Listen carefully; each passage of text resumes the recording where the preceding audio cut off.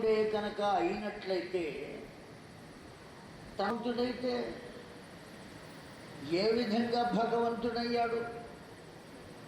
ఎక్కడున్నదో అక్కడికి వెళ్ళి తెలుసుకోలేడా, తెచ్చుకోలేడా, ఎందుకు ఏడుస్తున్నాడు అని ఆ వెనుక బాలా త్రిపుర సుందరి ఉంటుంది, అమ్మవారు.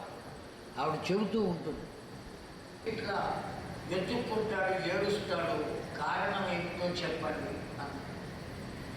ఎప్పుడైతే ఆ మాట అడిగిందో పార్వతీదేవి, పరమేశ్వరుడు మాట చెప్పాడు, పార్వతి, నేను విశ్వసించడమే తప్ప అనుమానించడం నాకు తెలియదు.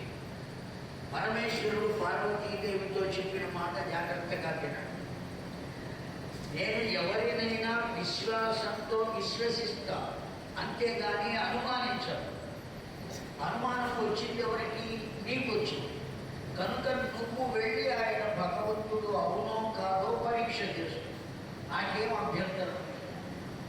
ఇప్పుడు పార్వతీదేవి ఏం చేసిందో తెలిసిన అండి, నువ్వు ఎవరు చూశారు అంటే లక్ష్మణుడు చూశాడు అన్నా. అందుకనే అవునా అని ఆశ్చర్యంగా చెప్పాడు. ఏం చేశాడో తెలిసిన అండి, ఈ పశువాడిని పరీక్ష చేయడం కోసం నా భార్య రూపంలో వచ్చావా, ఎంత కష్టపడ్డావు తల్లి అని సాష్టాంగ ప్రణామం చేశాడండి పార్వతీదేవి. తాను సీత రూపాన్ని పొందినందుకు సిగ్గుపడి తలదించుకుంది పార్వతీదేవి.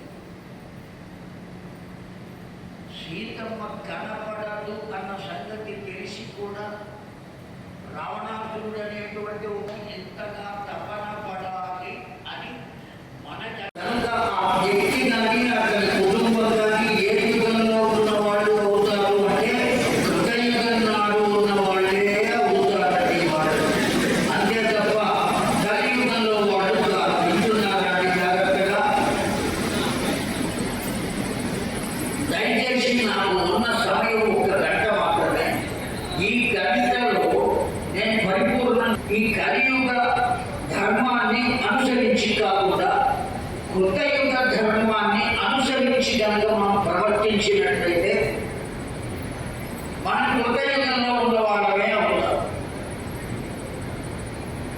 ఏ ఊరు మనం వెళ్ళినా ఈ ఊరి వాళ్ళను ఏమని పిలుస్తారు? జగిత్యాల వాళ్ళు అని పిలుస్తారు. అప్పుడు మీరు జగిత్యాలలో లేరు, కాశీలోనూ రామేశ్వరంలోనూ ఉన్నారు.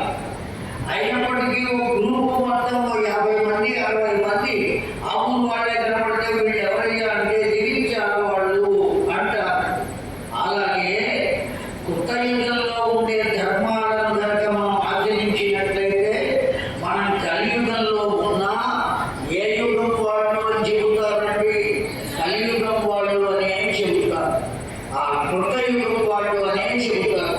మనం అంటూ ఉంటాం, ఈ కాలపు పిల్లల్లాగా కాకుండా పూర్వకాలపు పిల్లల్లాగా ఉండే వాళ్ళతో సత్యకాలపు వాడయ్యా అని అంటాం. సత్యకాలము అంటే ఏమిటో తెలిసిన?